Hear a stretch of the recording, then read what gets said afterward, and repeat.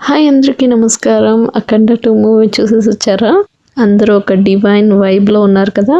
మీకు నేను ఎందుకు ఈ మూవీ గురించి చెప్పాలనుకున్నానంటే, ఈ టైటిల్లో చూసినట్టు it's not a just movie, it is a God's message through Balayya Babu అనే చెప్పాలి.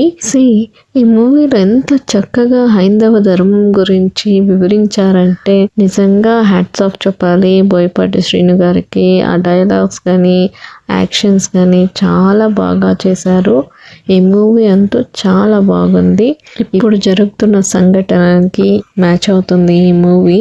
ఈ మూవీలో ఎలా మన ధర్మాన్ని నశించేలాగా కొంతమంది కుట్రలు పన్నారో అవి కూడా ఈ మూవీలో చాలా చక్కగా వివరించారు. మీరు సూక్ష్మంగా గమనించినట్లయితే ముందుగా మన జనాలు సనాతన ధర్మం గురించి అర్థం చేసుకోవాలి. వాళ్ళు చెప్పిన వేదాలు మంత్రాలు దాన్ని డీకోడ్ చేసి దాన్ని అర్థం చేసుకొని లైఫ్ని లీడ్ చేయగలిగితే మన హైందవ ధర్మం గురించి దాని మహత్వం గురించి అర్థమవుతుంది, తెలుస్తుంది. మన సనాతన ధర్మ జ్ఞానం అనంతం. చూడండి, అన్ని మతాలు కూడా ఒక బిలీవ్ మీదే ఆధారపడి ఉంటుంది. మనుషులందరూ కూడా ఈ నమ్మకం మీదనే నడుస్తూ ఉంటారు. సో అందుకని ఒకరి నమ్మకాన్ని దెబ్బతీయకూడదు. అందుకనే సనాతన ధర్మము ఇప్పటి వరకు ఎవరిని కన్వర్ట్ చేయలేదు, ఎవరిని నేర్చుకోమని చెప్పలేదు. నీకు ఇష్టం ఉంటే నీ వేదాలు చదువు, భగవద్గీత చదువు. We are not forcing anyone. కానీ మన ధర్మం గురించి హేళన చేసి మాట్లాడే హక్కు ఎవరికి లేదు. అలా చేస్తే మాత్రం మనం ఊరుకోమన్నమాట. మొన్న చూసారుగా ఆపరేషన్ సింధు ఎలా జరిగిందో. మతం అడిగి మరి అలా చంపడం ఏంటండి, ఎంత అన్యాయం కదా. మనం ఎంతో ఊరుకున్న కొద్దీ వీళ్ళు రెచ్చిపోతుంటే మనం ఏం చేయాలి? మనం చేసేది మనం ఖచ్చితంగా చేయాలి. ఏమంటారు?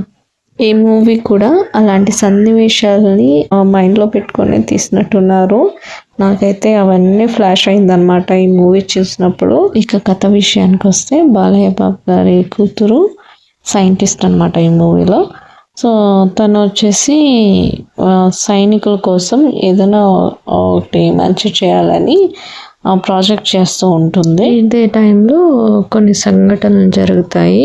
ఏంటంటే మన దేవుడి మీద నమ్మకాన్ని కోల్పోయేలాగా కొన్ని సృష్టిస్తారనమాట. ఇదే టైంలో మన బాలయ్య అఖండ ఎంటర్ అవుతారు.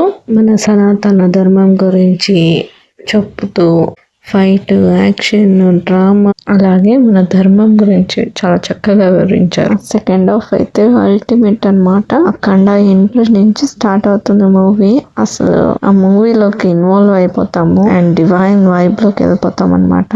మన లెజెండరీ యాక్టర్ బాలకృష్ణ గారు ఏజ్ ఎక్కువ కొద్దీ తన యాక్టింగ్ స్కిల్స్ ఎక్కువ పెరుగుతూ పోతుంది. అల్టిమేట్ గా చేసినారు. అందరూ చూడాల్సిన మూవీ ధర్మం రక్షిత.